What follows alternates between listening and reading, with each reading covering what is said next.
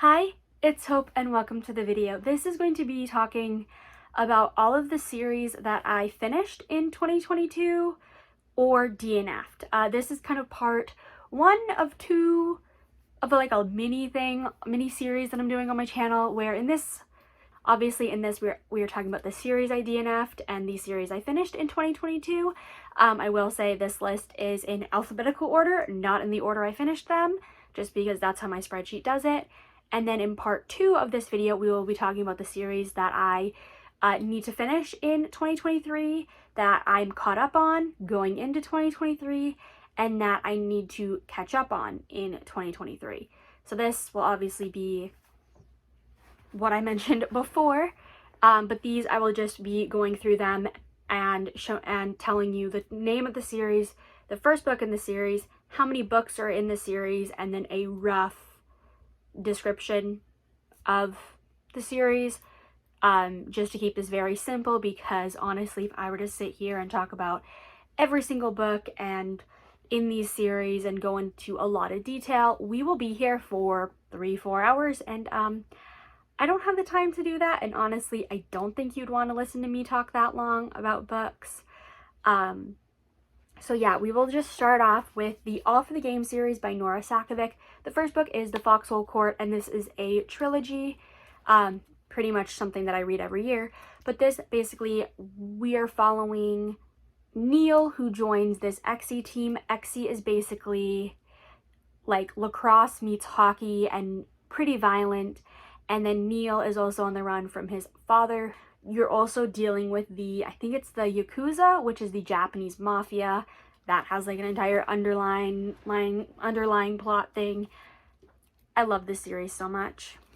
Then we have An Ember in the Ashes by Sabaa Tahir. This is a 4-book series, and this basically, the first book is An Ember in the Ashes, and basically we are following Laya, who is a scholar, and Elias, who is a marshal, which is military. And when Laya's brother goes missing, she ends up like asking the rebellion for help. In exchange for their help, Laya has to go spy on this like military academy where Elias goes to. Paths cross, things go from there. This is a like Middle Eastern inspired fantasy that I loved the first book, didn't really like the last book as much, but yeah, I read that. The next series is Bloodline Vampires by Katie Robert. The first book is Sacrifice, and this is a 3-book series. It's a 3-book series that actually got, in September 2022, got bound up into one novel, but in this book, basically, we were following a half vampire who ends up basically being forced by her father to basically mate and be impregnated by this like bloodline vampire who's very powerful, kind of in hopes to help the bloodline, like her children's bloodline. And yeah, I don't really have any thoughts on it. Finished it. Next is the Breath of Fate series by Angelina J. Steffort. This is a 4-book series, and the first book is Torn. Basically, we are following Lanny, who she finds out she's a Lightbringer, which basically means that she can take the soul of the dead to heaven. And then in this world, there's also Shadowbringers, which basically take the souls of the dead to hell. And it is this greater plot. Next is Caraval by Stephanie Garber, and this is a 3-book series. This, basically, we are following sisters Scarlett and Tella, and they basically end up going to this event called Caraval, which is this very whimsical game of sorts. The first book is Caraval, and I really enjoyed this a lot. So yeah, you can kind of see how we're doing this. Very quick, very simple. The next book series is the Devil's Night series by Penelope Douglas. The first book is Corrupt, and this is a series of dark romances. They basically are following these 4 friends who are nicknamed the Horsemen, and it's them, like each of them have their own book, and then there's 2 like novellas, but basically each of them have their own book with basically talking it's basically their story with their girl, and it's told in kind of like 2 points in time, the present and then in the past when they first interacted with these girls. And it's dark romance. I love it so much. One of my favorite series of all time, I'm pretty sure. Next we have the Green Creek series by TJ Klune. The first book is Wolf Song, and basically this we are following the Bennett pack, which are a pack of werewolves, and basically each of the members kind of falling in love. It is a like queer paranormal, and it is a 4-book series with 3 like short things. I think it's 3 or 4 like short little things that are available for free, I think on the author's website. I think that's where they're available. But yeah, this is again definitely kind of like a favorite series. Next is Him by Serena Bowen and Al Kennedy. This is a 2-book series with a novella, and this is a like hockey romance. We basically are following Jamie and Wes, and the 2 of them, they knew each other in like when they were teenagers. They went to this same like hockey summer camp.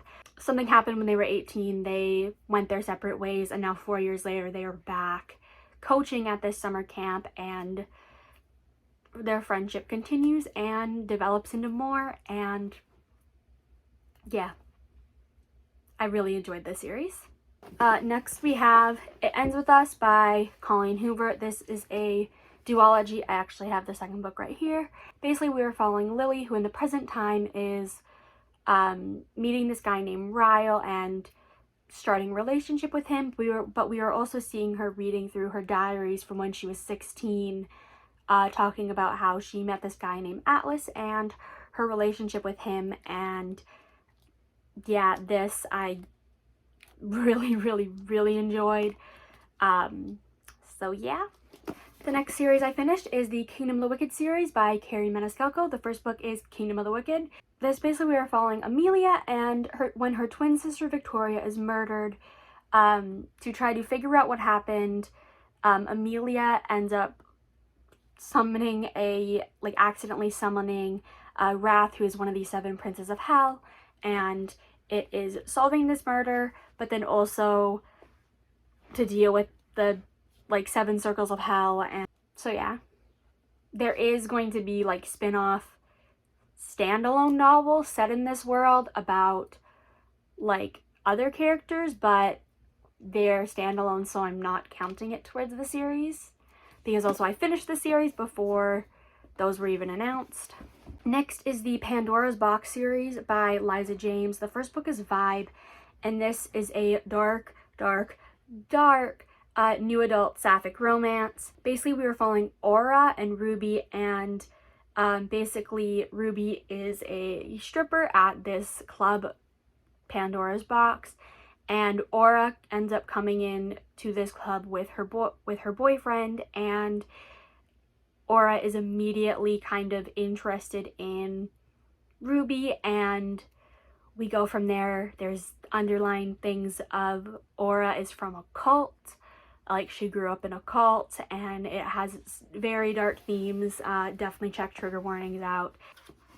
And moving on to something a little bit more wholesome is the Percy Jackson and the Olympian series by Rick Riordan. The first book is The Lightning Thief, where this basically we are following a 12-year-old Percy Jackson who discovers that he's a demigod, which is basically the child of a god and a mortal, and he ends up going to Camp Half-Blood, and we are following him on these various quests. And then there's this overall giant prophecy, and this I obviously finished because of the Roy Riordan along, which is a read-along that I co-host. I'll leave the announcement video down below for part 2. Next we have the Rock Hard Beautiful series by C.M. Stunich. The first book is Groupie, and this basically we are following a girl who ends up joining this band on tour kind of as their groupie, and it is a Why Choose series, so it's 1 girl, 5 guys, I think, if I remember correctly.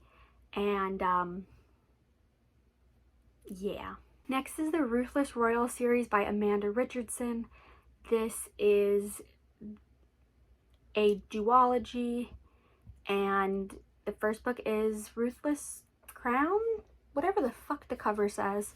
And basically it's Why Choose, where we follow a girl who moves to this new town with her mom, and ends up moving in with her new stepdad and stepbrother who she's never met, and she ends up going to the school, meeting these guys who is her stepbrother's friends, and yeah, it's a Why Choose romance, so she ends up with all of them, including her stepbrother. Yeah. The next series is the Seafire trilogy by Natalie C. Parker. This is a 3-book series, and the first book is Seafire. This is kind of a fantasy, slightly dystopian, sci-fi-ish series, where basically we are following Caledonia Styx, who is the captain of this ship, and basically dealing with, there is this like guy named Auric, I think is his name, that is basically trying to like take over the seas. Caledonia doesn't like this. There's also one of Auric's men that ends up joining Caledonia's crew after deflecting, and then it's basically like girl power, like and so yeah. And then we have the Serpent's Touch by Marina Simcoe. The first book is Serpent's Touch. This basically, we follow Amira, who she works at this like menagerie freak show type thing that has various creatures from other worlds that humans can go see. And when Amira meets Kylan, who is one of these potential exhibits, she ends up befriending him and freeing him, and they go from there. This is a duology, but I think there is a thing that's a part of an anthology that also is set in, like, that is continuation of these character stories. I don't really have any interest in reading it. I felt like it ended up really good, so I'm not going to be reading that, but it's not necessary to the story. So yeah. Then we have the Shades of Magic comics by V.E. Schwab. The first book is, I don't remember the covers here. This basically is a prequel comic series to the A Darker Shade of Magic series, where in this we are following, I don't remember the main character's name, but basically he is a prince who ends up being sent to kind of a different area of the country to kind of act as a civilian, like just to act like your normal person, and things happen that sucked in my description, but it's a 3-book comic series. Next book I will talk about, series, is Starters by Lissa Price. This is a duology, and basically in this, kind of like everyone between the ages of I think 19 and 65 have been killed by this like illness or something, leaving only the young and the old to survive. And basically there is a way for a human consciousness to be put in another person's body, and so basically teens like let their bodies be rented out for money, and we're following, I think, Callie, who basically allows an elder to rent her body, and she ends up waking up when she shouldn't, and things go from there. No thoughts on it. The next series is the Summer Trilogy by Jenny Han. This is 3 books. The first book is The Summer Rich and Pretty, which basically we are following Belly, who every year her family ends up joining this other family on like kind of like not vacation, but basically like they spend the summer together, and yeah, that's kind of pretty much the basics. Belly ends up in a kind of love triangle, well, love V, with 2 brothers. And yeah, next is the Allendale 4 by Angel Lawson. This is a I think it's a 4-book series, and basically the first book is series, I don't know, is right here. I literally cannot remember which one's the first book, but this basically we follow Heaven, who after she agrees to help her best friend like fake losing his virginity, she ends up getting labeled as like the school slut. So many guys catcall her, say names. So then there's these 4 guys, the Allendale 4, who basically kind of like take her under their wing and kind of offer protection, and in the meantime she falls for all of them. This is a young adult Why Choose, which is what drew me to it. And I literally read this entire 4-book series in 24 hours. Yeah, it was so trashy, but so good. Next, we have The Aurora Cycle by Amy Kaufman and Jay Kristoff. The first book is Aurora Rising, and this is a YA sci-fi where basically we are following Squad 312, which is basically a like squad of kind of misfits and all of that. And basically we like the captain of this squad, Tyler Jones, ends up finding this abandoned spaceship in space. He goes to investigate and finds Aurora asleep in like a cryopod, and when she wakes up it's revealed that she's been there for 200 years. And I really enjoyed this series. I think the only YA sci-fi on this list. Like, yeah, I don't read much of it, but I love this. Next is The Extraordinaries by TJ Klune. This is a 3-book series, and basically in the first book, The Extraordinaries, we are following 16-year-old Nick, and basically he is obsessed with extraordinaries, more specifically these 2 specific extraordinaries, Pyrostorm and Shadowstar, and he writes fan fiction for them, and it's basically him figuring out who they are and just things like that. This is hilarious. I loved it so much. So yeah. The next series is the Sainthood series by Siobhan Davis. This is a 3-book series with a like extended epilogue novella.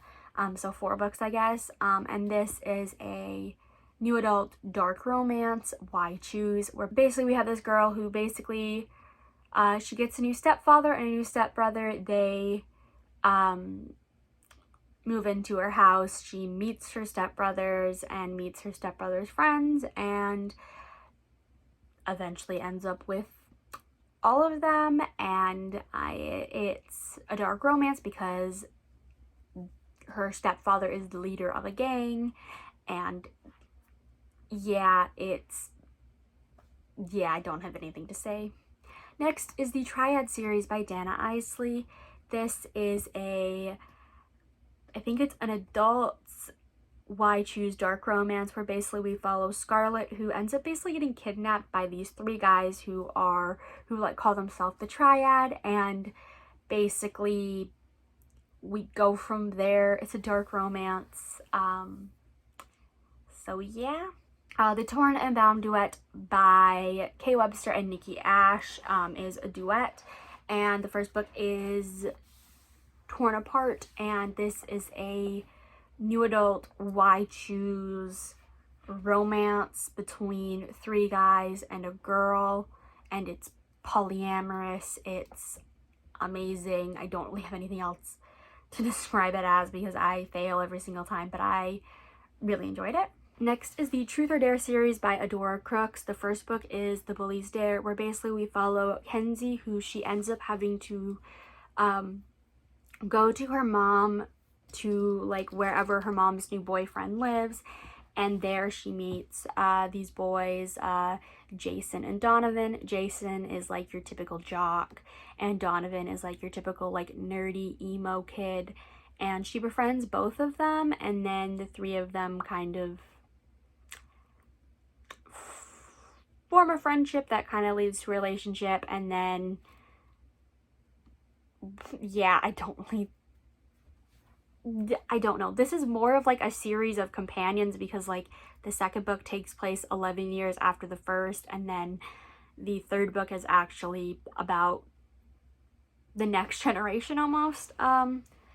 So yeah. And the final series I finished is the Wicked Villain series by Katie Roberts. The first book is Desperate Measures, but basically the easiest way to describe it is Disney After Dark. Basically, they are dark, smutty Disney retellings. In the first book, we have Jafar and Jasmine, and yeah, they're really smutty, really dark and kinky, and yeah. And this is a 6-book series. Now onto the series I DNF'd. I DNF'd these for various reasons.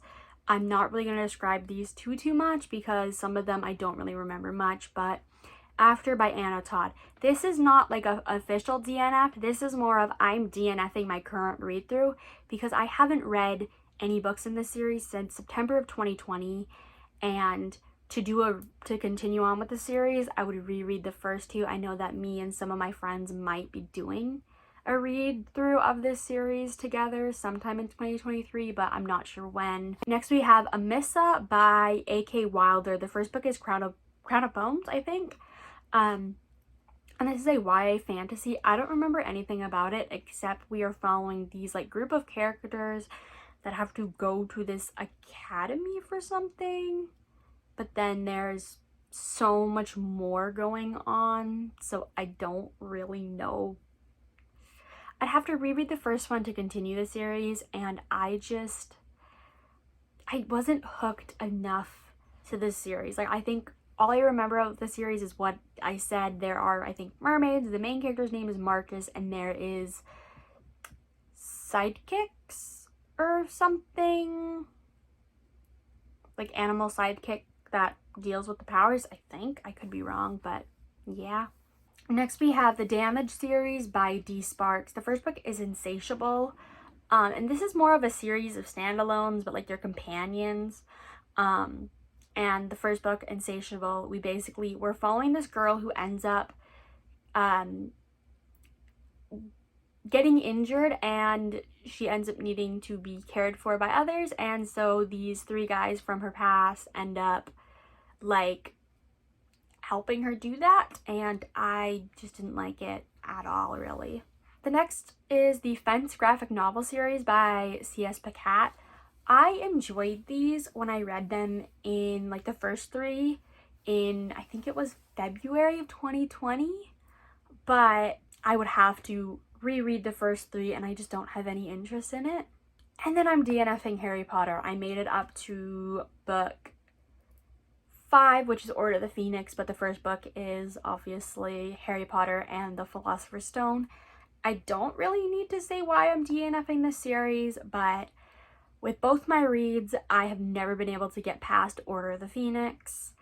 I also don't really want to read a series that is by a TERF because I have morals and standards, and overall, none of my views align with the authors. We'll just put it that way. Next, we have the Hibiscus Daughter series. The first book, which is a duology, and the first book is Wicked Like a Wildfire. We are basically following twins, Iris and Melina, and they are witches, and so they have these abilities.